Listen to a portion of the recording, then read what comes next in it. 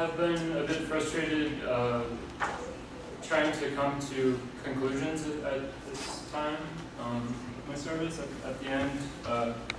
I really feel like the bulk of what I've really learned is something that'll come to me off and on, like in the years to come,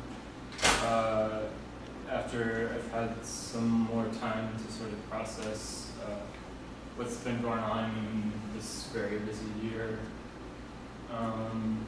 I am very certain that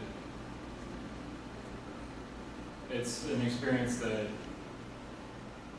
in some ways will change my personal and professional life. There's a end of year and mid-year evaluation called the 360 evaluation that public allies go through. My supervisor wrote something for my evaluation that I feel like describes pretty well how I've felt about what's happened. Her name's Samantha, and she wrote, "I feel like I am not only supervising, but I am witnessing a pivotal moment in Theo's professional life. He's just beginning to combine his innate personal abilities with his newly formed professional skills and putting those things together." So the word pivotal, I feel like, is a good fit. And I do really feel like I'm at the very beginning of something. I still feel like I'm figuring this out. And I'm just very, very grateful to everybody who's been involved, to the staff at Visionaries and Voices, of Public Allies, all of you, all of my teammates, everybody who's participated in the project.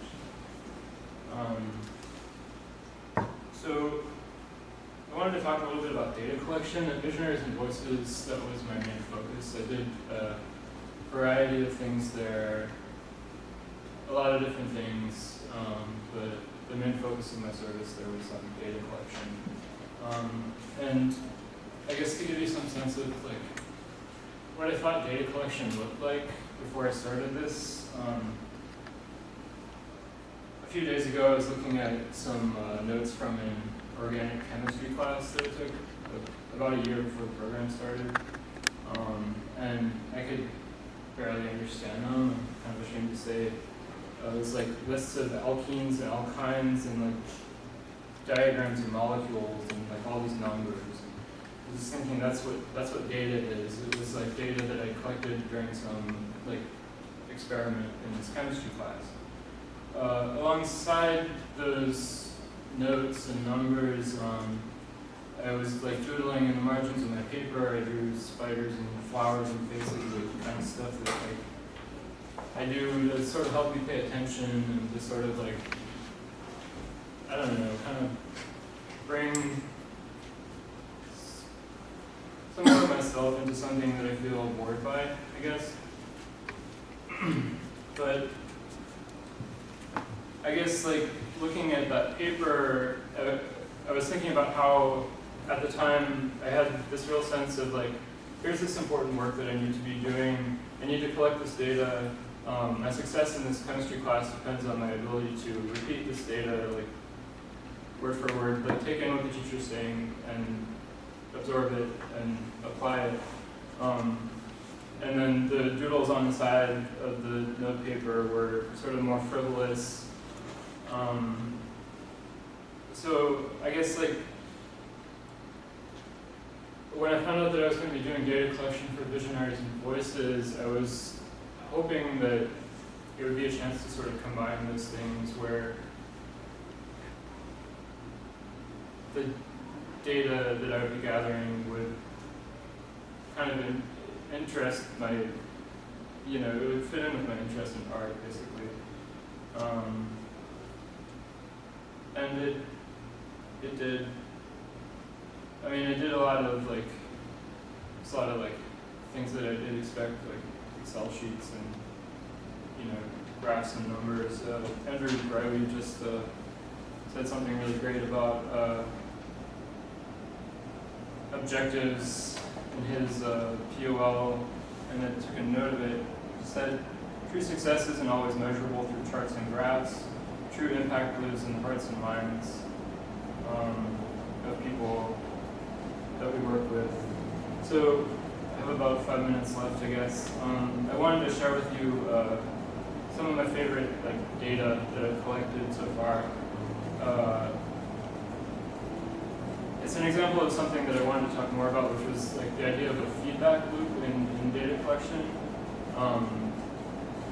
I was thinking, again, going back to the chemistry notes, that a lot of times data is collected in sort of it's like a one-way street, and I think ideally collecting information is a sort of the work of a person who collects data can be sort of like a facilitator of conversations. Ideally the information collected sort of creates a new situation, changes everybody that's involved. I feel like this article that was written by a student came to Visionaries and Voices and interviewed one of the artists. It's one of my favorite pieces of it. So this is by Libby Shepard of Roger Bacon High School, and she was talking to the artist Tammy Smith. And it's brief, so we'll get through it. For some, art is a picture hanging on the wall or a vase used in a centerpiece. For Tammy, art is her passion. Tammy's paintings are buildings she researches. She likes using different textures with mostly gray, black, and white paint. I had the opportunity to interview Tammy on one of her pieces. I was taken by the use of texture and how much movement was shown using just black and white paint. Tammy usually sticks to buildings, but in this piece she added a car and a bit of color in the background.